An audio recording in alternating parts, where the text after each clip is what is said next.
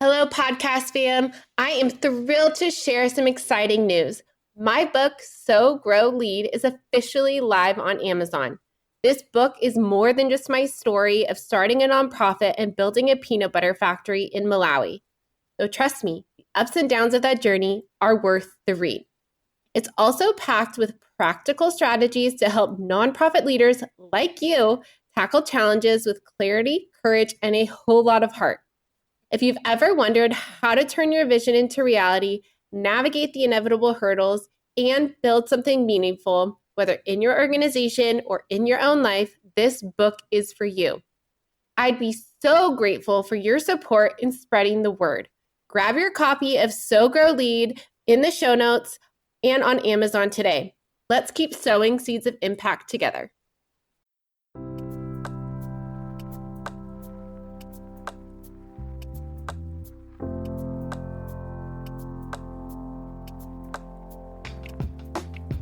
Welcome to the Lead with Heart podcast, which is dedicated to nonprofit leaders who are passionate about making a difference.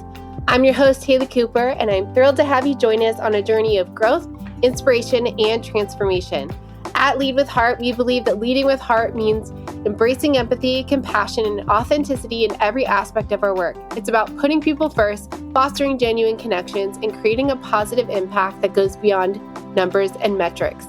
In the nonprofit world, it can often feel like we're carrying the weight of the world on our shoulders. The challenges are immense, and the road can be lonely. But here, you're not alone. This podcast is a community where we support each other, share our stories, and learn together. Each episode will dive into personal and professional development topics tailored specifically for nonprofit leaders.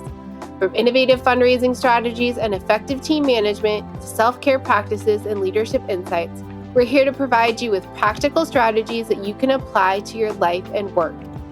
My goal is to empower you, elevate your leadership, and engage your heart in all that you do. I want to help you navigate the unique challenges of the nonprofit sector with confidence and resilience, so you can continue to create meaningful change in the world. So whether you're driving to a meeting, taking a break, or winding down for the day, tune in and join us on this journey. Together we'll discover what it truly means to lead with heart. Thank you for being here. Let's dive in. Hello, everyone. Welcome back to the Lead with Heart podcast. This is your host, Haley Cooper, and today's guest is on a mission to transform how nonprofit leaders fundraise without the stress, burnout, or scarcity mindset. I am so honored to have Maria Rio on the podcast. She is the founder of Further Together, a fundraising consultancy she launched in January 2023 to help executive directors secure the funding they need to thrive. Maria's passion for nonprofit work runs deeper than strategy. As a former refugee and a former user of charitable services, her journey has given her both the insight and empathy that shape her equity-driven approach to fundraising. With nearly 15 years of experience leading campaigns, Maria is a sought-after speaker, published writer, and was named a finalist for the 2022 Charity Village Awards. A proud champion of community-centric fundraising, Maria fuses bold strategy with lived experience to challenge the status quo. She also hosts a small nonprofit podcast and serves on the board of the Living Wage Canada.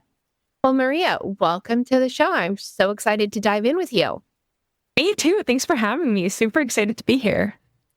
So I always love to ask this question at the beginning. Tell me and your audience a little bit more about you and how you came to start Further Together. So Further Together, I think, would be a longer story, but basically a little bit about me is I am someone who really believes in equity and in centering the lived experience and autonomy of our service users as a sector, which is something that usually nonprofits will leave to the bottom of the pile of priorities. So that's something that is very integral to my work and my relationships with clients and moving towards a more equitable sector as a whole. How Further Together started is from my experience as a fundraiser at mid-sized organizations, raising about $4 to $5 million, and seeing that we're still not able to get there with the equity pieces in-house. So instead of going from one organization to another, like a lot of fundraisers tend to do every 12 to 16 months, I just decided I think I need to do my own thing. So I was really fortunate to know Cindy Wegman, who at the time was launching her fractional fundraising academy. And that allowed me to figure out all the business side of it, because the fundraising part I'm very confident in, but the business part was completely new to me. So that's how Put It Together came about. And I don't know if you've heard the saying, but if you want to go fast, go alone. If you want to go far, go together. So I think it's really about bringing everyone to the table to make those decisions together in a way that's collaborative and doesn't leave anyone behind.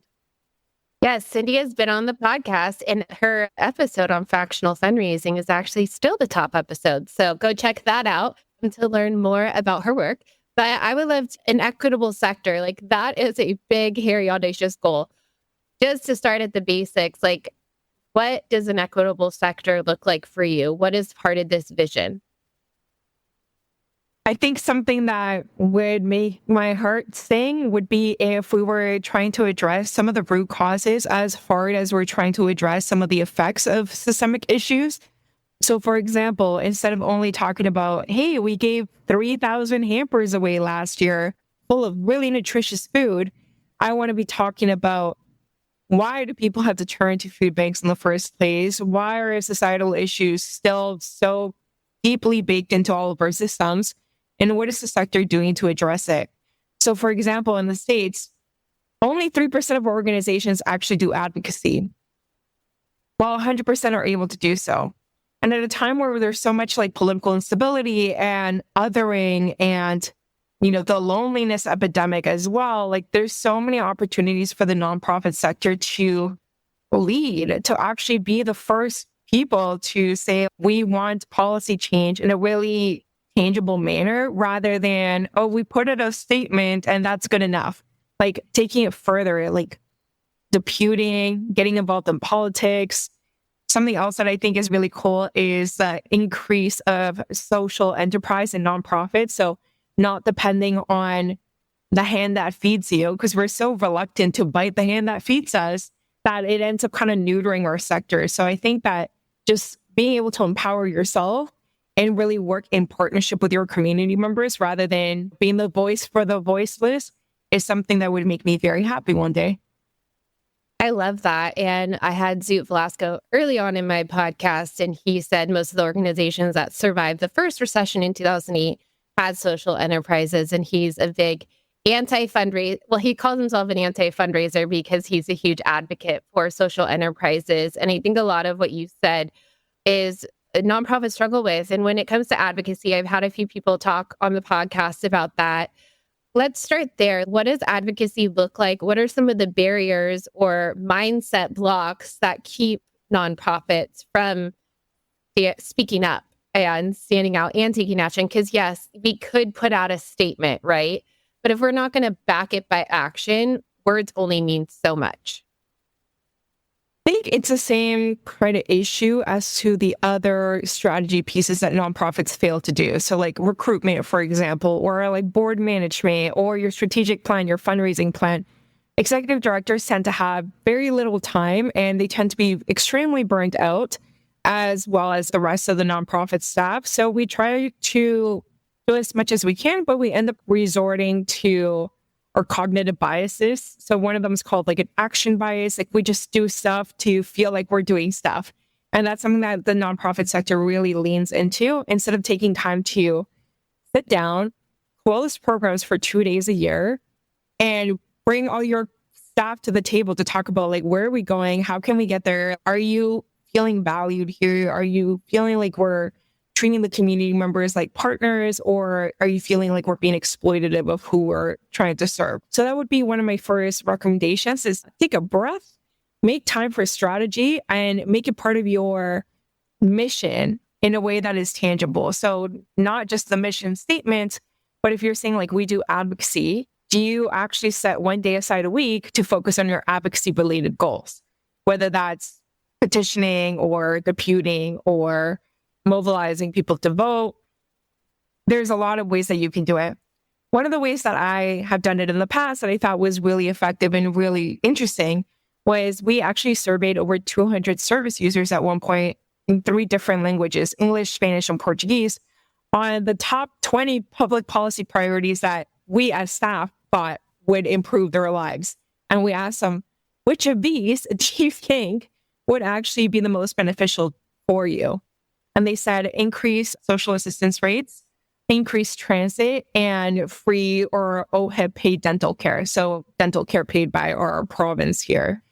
And those are the things that we ended up using to inform all of our communications in our advocacy strategy. So we took that to our funders, we took that to our social media accounts, and started writing op-eds in the media about it. And I think that really helped push a lot of the other organizations around us to take a bolder policy stance.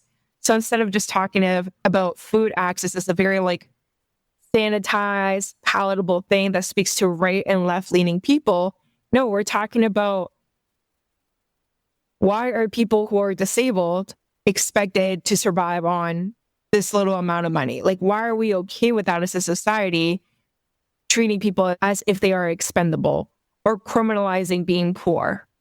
So just starting to have those conversations, especially with my donors, I think was really interesting because I was able to kind of see where they were based on their lived experience and their level of knowledge of these issues and welcome them into a deeper partnership. So talking about wealth hoarding, right? So it's not just that a lot of these people made their money through exploitation. That is how generational wealth is created, but it's also the keeping of the money that is an issue, right? When you know that there are so many people who are experiencing some sort of horrible thing in their life that you could easily solve, then is it really moral to not do that? And that's a question that was asked to Elon Musk a while ago. If you remember, they asked him, hey, we can solve poverty, like global poverty, with I think it's like $3 billion or something like that. And he said, I will do it if you can do it. Just give me a plan. And they did. And of course he didn't. Yeah, well, that's a whole nother conversation, isn't it? But yeah, that totally makes sense. And I love that approach. And you mentioned leaders are burnt out, they're stressed out. We've heard that, and it is affecting the sector. And it's costing the sector a lot of money. When someone else on the podcast, Dr. Lila Gershfeld, said that burnout and conflict costs the industry worldwide $359 billion. And so it is an important thing that we address this, not only advocate for those in our community, but the people serving in nonprofits are a part of the community and they deserve just as much support. And you help nonprofits reduce their stress. So what are some of the biggest pain points he's facing and how do you help alleviate them? I think so. When it comes to working together with organizations, we do a lot of fundraising for them. We'll do fractional fundraising. We're around for 12 months. So we're able to really dig deep into the organization. And one of the things that we hear most from EDs is they're so freaking lonely. They have no one to talk to. Like, they can't share what's going on with their staff because it might freak them out and they might not understand the budget or it's just not appropriate, right? They can't share what's going on with the board because the board definitely doesn't understand. They might just say, yeah, we're willing to help, but not do anything in the end. So that would be another pain point, the board not being activated and being willing to do things, as well as being really lonely and not having a strategic partner to kind of bounce ideas off of at a minimum would be super, super helpful. So I think that's one thing that clients tend to say, like, it feels a little bit like therapy, even though it's not, but it's just you're able to talk to someone who does really deeply understand it and has your back, right? Who can say, maybe try this with your board chair, or maybe try this with the staff person and try to build that culture of psychological safety, because that will actually help people talk about their ideas, which will then allow us to write grants around those ideas, which will increase funding. So some of these issues that we solve for clients are so interpersonal in nature that you wouldn't even assume they come into play when it comes to fundraising. But if people are too scared to speak up, if people feel like they don't have the tools to be successful and collect the data and tell the stories, then your fundraising is going to suffer. So I think those are main pain points that people are facing, as well as all the external to your organization things. So what is the sector going to look like in 20 to 30 years? In that kind of like existential crisis of, we have no idea. Yeah. And they say loneliness is an epidemic and it's worse than smoking cigarettes. It is a huge issue. And I know across the board, and someone who's a former executive director, like it is really lonely. And what does that look like? And obviously, they could hire someone like you who they have as that person that they can rely on to talk to. But what other avenues can executive directors utilize to find that community and that support so that they can feel seen and heard within themselves? So then they can create that environment for their staff. I think the most important thing is putting yourself out there. There are other executive directors who are going to come knocking on your door and say, hey, let's be friends. You have to go find out where other executive directors or peers are hanging out and start building those relationships. I think that we're so used to nonprofits being completely siloed and even silos within each nonprofit that we don't resort to community as a strength. And it absolutely is, because not only do you not have to figure things out on your own if you're in a community of like-minded people, but you also don't have to reinvent the wheel every time that you have an issue. And you also don't have to resource a solution alone. So like, for example, I interviewed Ross Savras on my podcast, and she talked about how she was working with some organizations that were sharing one HR person between three of them.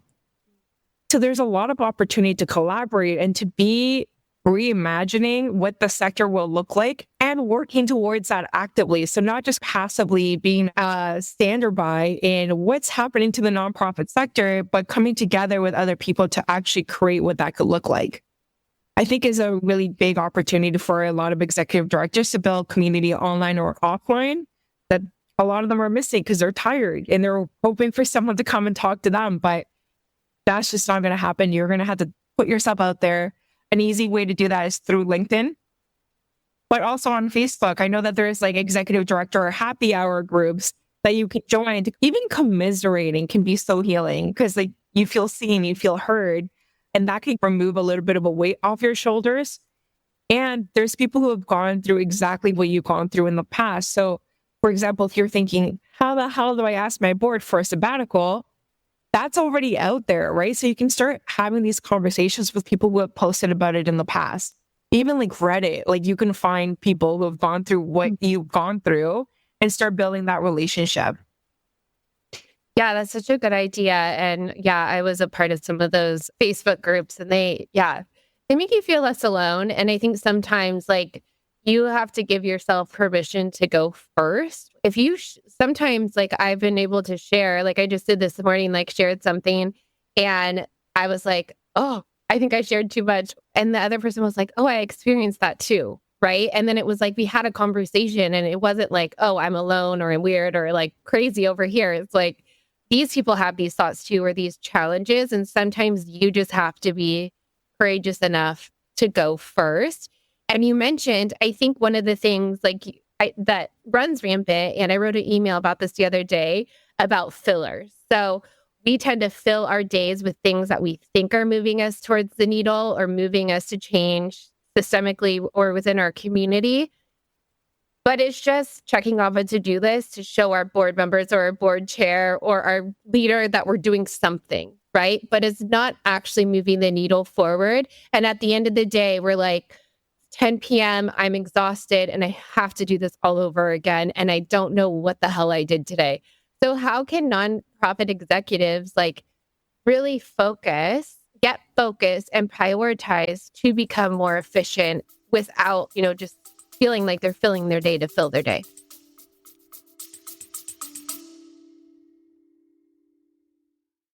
Imagine a fundraising partner that not only helps you raise more money, but also supports you in retaining your donors. A partner that helps you raise funds both online and on location so you can grow your impact faster. That's DonorBox, a comprehensive suite of tools, services, and resources that give fundraisers just like you a custom solution to tackle your unique challenges, helping you achieve the growth and sustainability your organization needs, helping you help others. Visit donorbox.org to learn more. I think this is where having a strategic plan or a strategy of any kind can take you really far away. And it doesn't have to be a strategic plan. It could just be a lot simpler than that. It could be 3 bullet points. Here are the strategic priorities that I need to be focusing on. So let's say, like with my clients, what I do is we're going to take all the things that you're doing fundraising wise. We're going to see what are the most successful and most highest return on investment opportunities for you.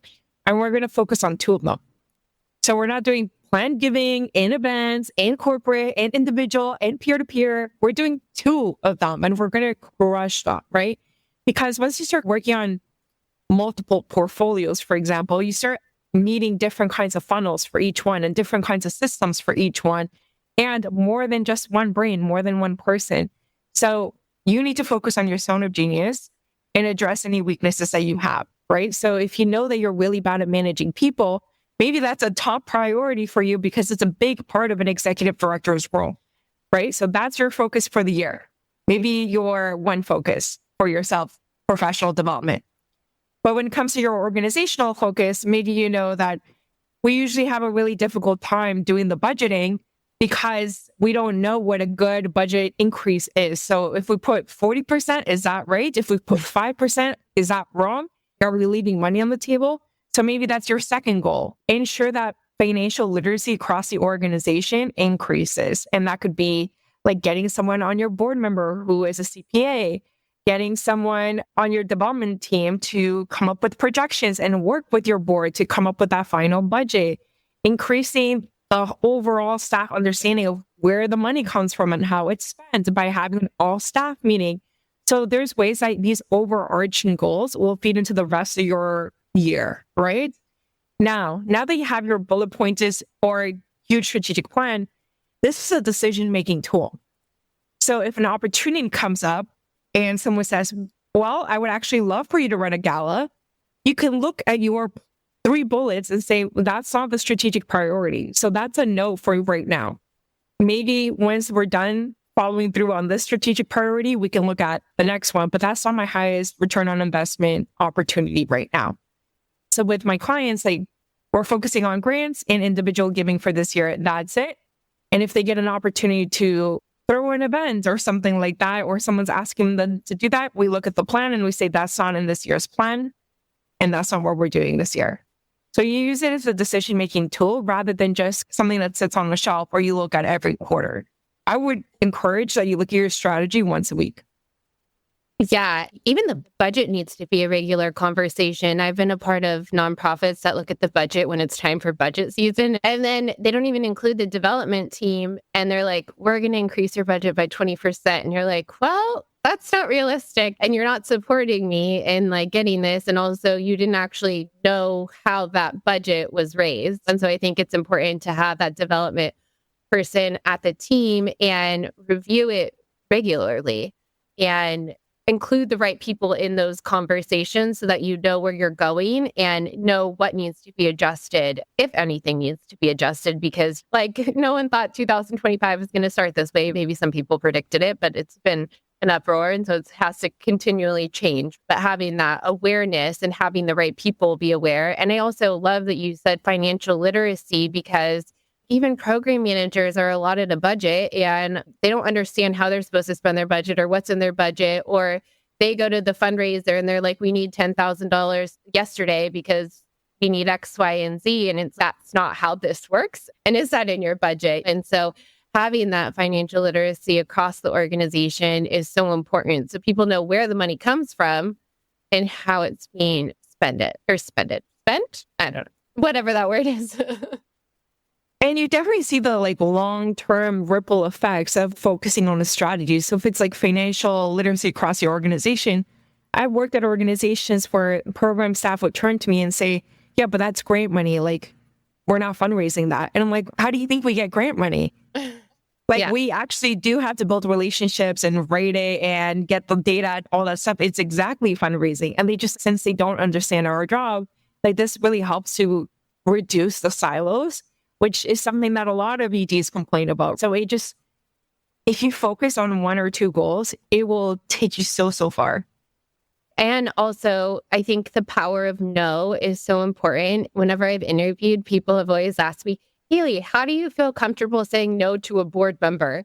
And I'm always like, well, I have that piece of paper or that document to fall back on and say, it's not like a no, but it's like, we can consider your idea in the future, but this is what we're focusing on. And this is what I need you to help me prioritize and see how you can play a part in these goals that we already have set forth.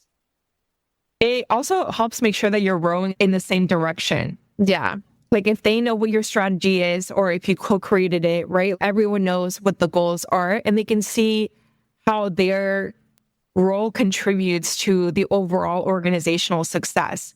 So everyone starts feeling a little bit more ingrained and embedded in the organization, which is exactly what you want. You don't want them to leave every year, 2 years, right? So just like by bringing people together to inform the strategy and letting them know like the why behind it. So like, why are we increasing the budget by 20%? Oh, because we're hiring 2 more people. Oh, okay, that makes sense. It just makes someone feel a lot more psychologically safe, and also not just psychological safety, but psychological agency, where they feel like I'm contributing to this and I want to see it succeed.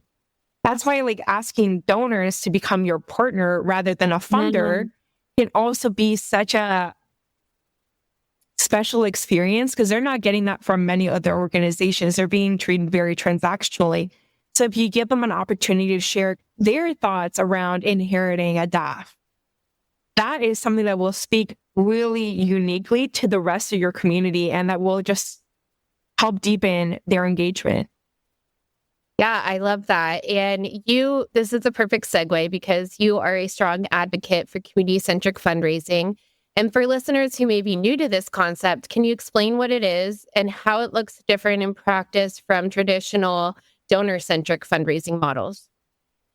Sure. I feel like I've really nailed this example because I used to fundraise for World Vision. I lived in a World Vision refugee shelter for 6 months, so it's something that's very close to my heart. But we all remember those old ads that they were running 20 years ago, right? Of like kids covered in flies, distended stomachs, suffering, extreme suffering. And I think the donor-centric fundraising has really thrived when it comes to the pain points, like the horror, the grotesqueness, and the voyeurism, right? Community-centric fundraising is the opposite. So it really focuses on telling stories with dignity, telling them in partnership with the person. So what is that person's goal in sharing their story?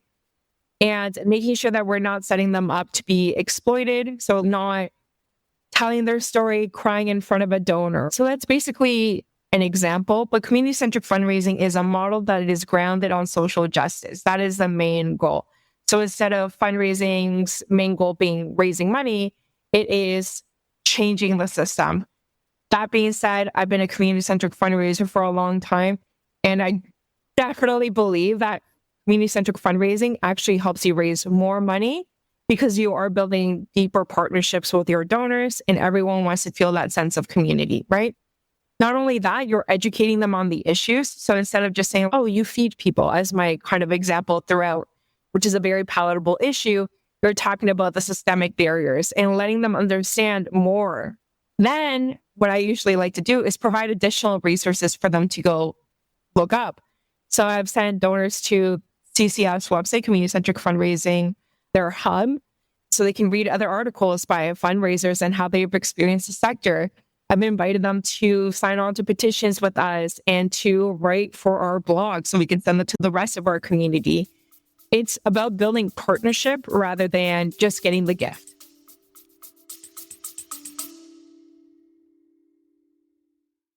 Hey there, podcast family. If you're like me and deeply committed to improving your leadership skills and fostering better connections with your team, I've got something truly amazing to share with you.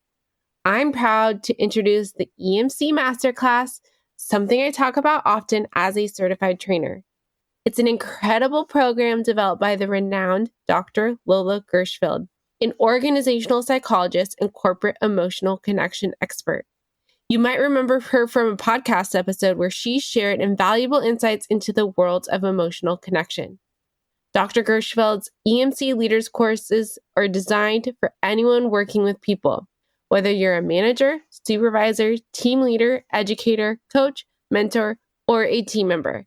This program is truly for everyone looking to enhance their communication and collaboration skills to raise more revenue for their mission. Now, let me tell you why the EMC Masterclass is a game changer.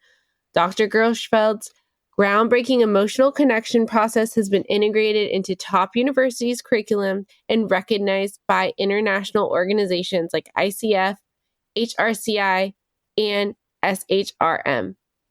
Humans are wired to seek emotional safety, and when we feel safe, we're more likely to take risks, share innovative ideas, and collaborate effectively.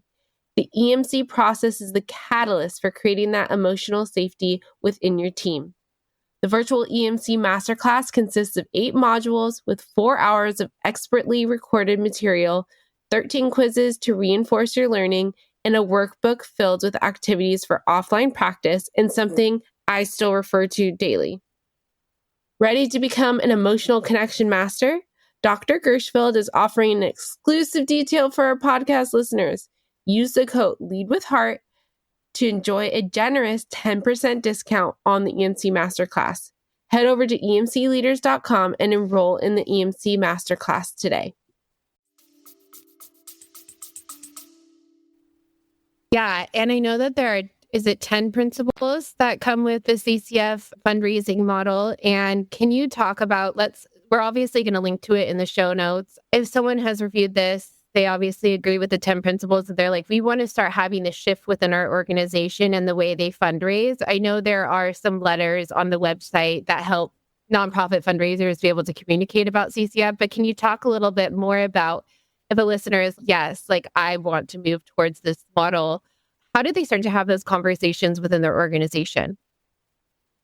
Well, I've actually published a piece on the CCF Hub about 9 ways to transition from donor-centric to community-centric fundraising. So I'll send that over to you if you want to include that in the show notes. But there's many ways. The first thing that I want to say, though, is that you don't need anyone's permission to become a community-centric fundraiser, right? Like you can start telling stories with dignity. You can start baking consent into your storytelling process. You can start saying, we did this rather than you did this, right? So there's a lot of ways to start building those principles into your day-to-day work. Even like the way that you show recognition for someone's contribution, whether that's time or money, it could be just like a simple personalized video that you do for all your monthly donors, all your donors over 5 years. So just like thinking it through a little bit differently. But the first thing that I would do is an audit. So how are you currently telling stories? How are you currently fundraising? How are you currently engaging with your community, your partners, your donors? And how is that problematic when it comes to social justice lens? So if you're asking people to share their stories and you're then sharing that without their permission to donors, that's not very CCF aligned. At least get their permission. If you have a gala and your cause is people experiencing homelessness, like I hope that you see some of that cognitive dissonance that happens for donors when they're paying $500 for a ticket at an event that is supporting people experiencing homelessness. So there's a lot of different ways to move away from that, and it'll be organization specific. So CCF actually has this audit guide that they have that I've used in the past with my own teams. And it really helped because one of the things that we were stuck on is through a CCF lens, social justice lens, we want to invest in people of color who are usually disenfranchised or oppressed in various ways. So one of the things in the audit said, well, can you provide additional budget for your racialized fundraisers to attend more conferences because maybe they haven't been given those opportunities before. But at that organization that I was a director of development at, we couldn't. They were unionized. We couldn't provide additional supports for one fundraiser and not another. So just thinking through about how each principle can apply to different parts of your organization because it'll be unique to you and to your cause and to your service users. Yeah, that totally makes sense. And when we were off camera, I was telling you about how I was at a training and we were talking about the donor as the hero of the story and how in CCF that has changed. You mentioned from the you to the we. Can you talk a little bit more? Because language matters and how we talk about each partner and each stakeholder that is a part of the organization and an integral part. How do you begin to make those language shifts? Or what does that even mean that to shift from the donor as the hero to a more community-centric approach? So CCF believes one of the principles is that we all benefit from the work of social justice, that we all benefit by being involved in charities. So it's not just compassion. It's not just like empathy. Like I get something out of it as a fundraiser or as a volunteer or as a donor. And that is valuable. And I think that a lot of nonprofits, they end up seeing my work is not valuable. Like I'm just asking for money for nothing. And that's not the case. So that's why we end up positioning the donor as this like godlike figure that has so much say and control because we undervalue our work so much. And I see this especially with corporate. So I think that one thing to do is, and I think I would like to tie it back to something that you said earlier about like, how do you say no to your board chair? Put yourself on an equal playing ground as everyone that you're talking to. Is your board chair that much smarter, that much faster, that much more experienced than you are? Probably not. You're probably an experienced person with a lot of thoughts who has done research and are not bringing nonsense to them, right? So why not treat yourself with the same level of reverence that you're giving to this donor? And I think that once you remove the power from your mentality, it makes it a lot easier to have these conversations as you would with a colleague or with a friend, which makes donors lean in because you're no longer treating them like a stranger. You're showing them your real self and you're sharing your values with them, which is what attracts people to you in the first place. Like we see this so heavily in corporate. They're leading with their values and it's paying off in spades, right? So for nonprofits to be kind of like wishy-washy or lukewarm, like it just is a detriment to you when you could be really owning that you bring a lot of value and treating people in the same way that you would want them to treat you.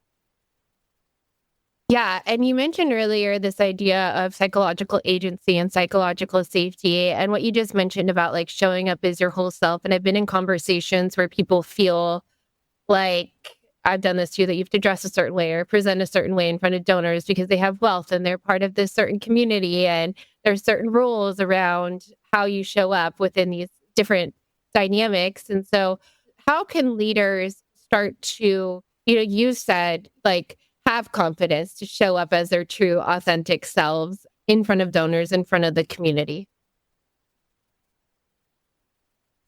Well, I feel like that's a hard question. I don't know. Yeah. Just like thinking for myself, like it just became, I was being ground down more and more.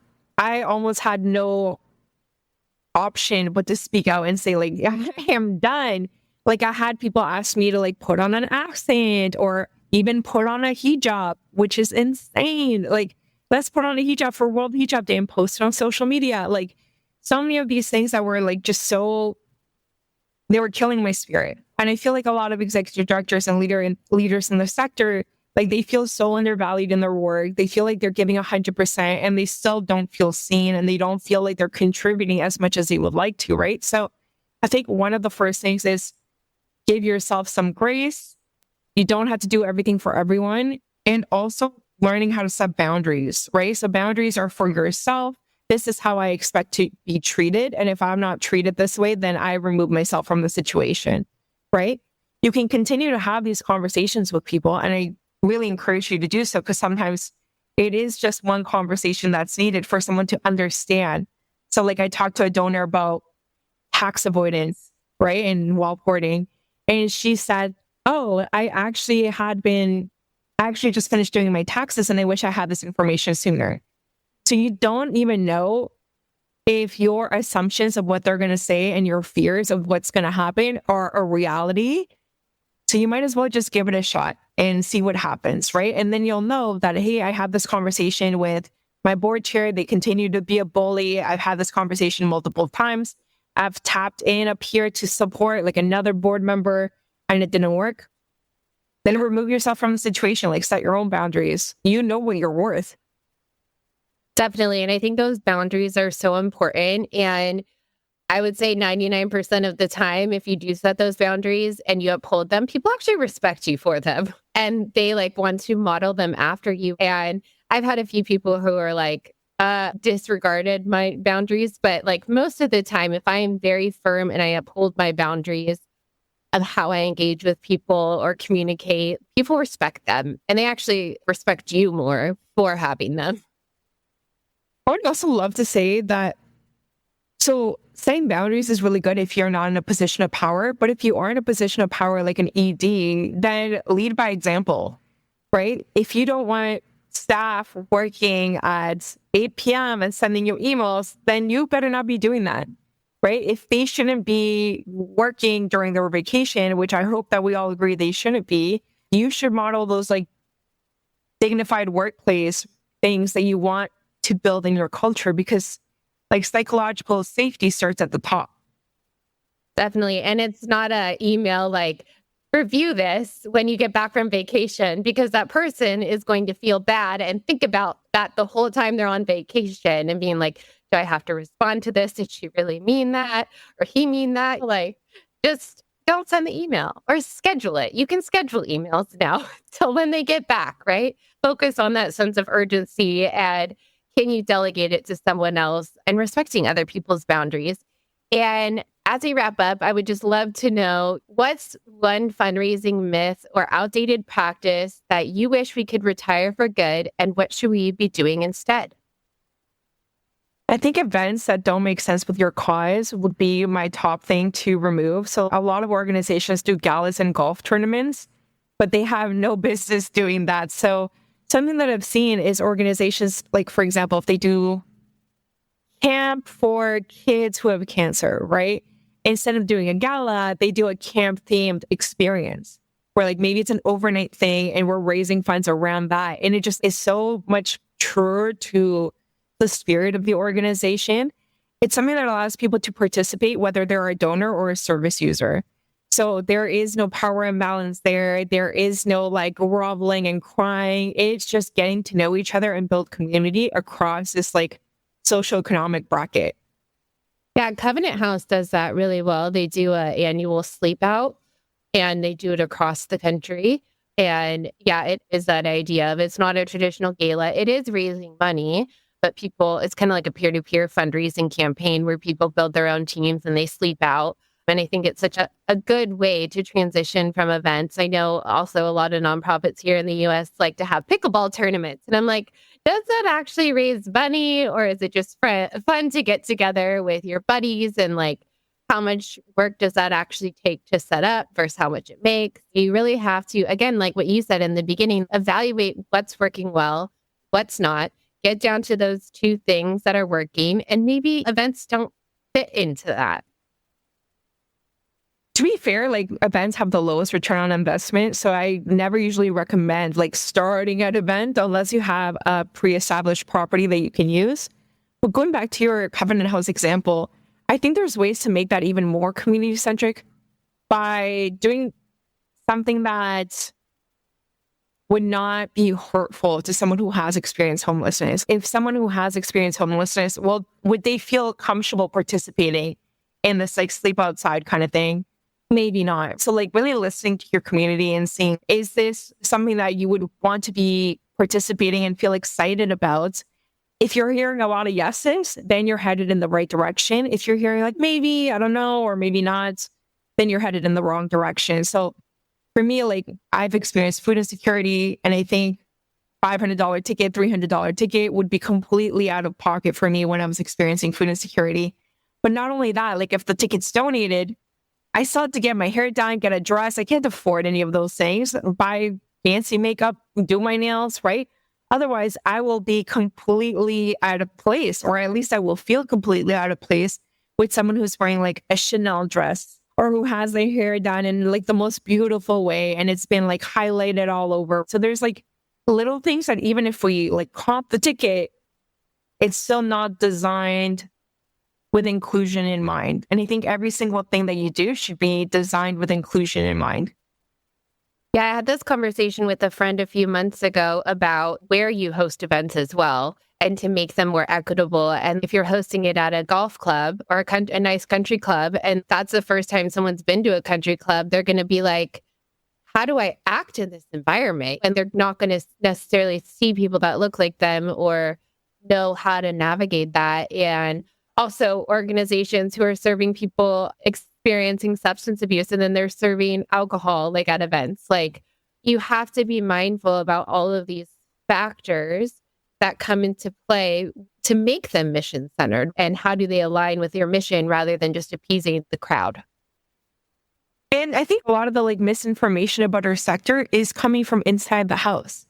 We're saying galas are helpful, you should continue to do them, blah, blah, blah. So then board members go to a gala and they come back and say, oh, I went to this gala. Or we name buildings after people, and then a board member will see that and say, we should do that. We don't even have a building, right? So there's things that we're doing that are best practices for donor-centric fundraising, but that have been causing harm to the sector as a whole, and that cause the broader kind of society that doesn't work in fundraising or in nonprofit to not understand at all what we do or how we do it, or even why we do it. Definitely. Well, if people want to learn more about the work that you do, where can they find you? I am on LinkedIn. My name is Maria Rio, RIO, like the place. I also have my website, Further Together, gofurthertogether.ca, and the podcast. So I host a small nonprofit podcast where we talk about a lot of fundraising stuff, but also the broader kind of impacts of a lot of these topics on your organization. Well, we will make sure to link to all of that in the show notes. Maria, this has been such a pleasure getting to know more about you and chatting about the work that you do. It's been really great. Thanks so much for having me, and thanks for making a space for a conversation like this. Not all podcast hosts do, so thank you. Hey, before you go, want to watch? Yes, watch the best moments from the Lead with Heart episodes? We're sharing the most powerful highlights and takeaways over on our brand new YouTube channel. Yes, we are on YouTube. Just search for The Savvy Fundraiser on YouTube and hit subscribe so you never miss a moment of insight and inspiration. The link is in the show notes as well. Thanks for listening, and as always, keep leading with heart.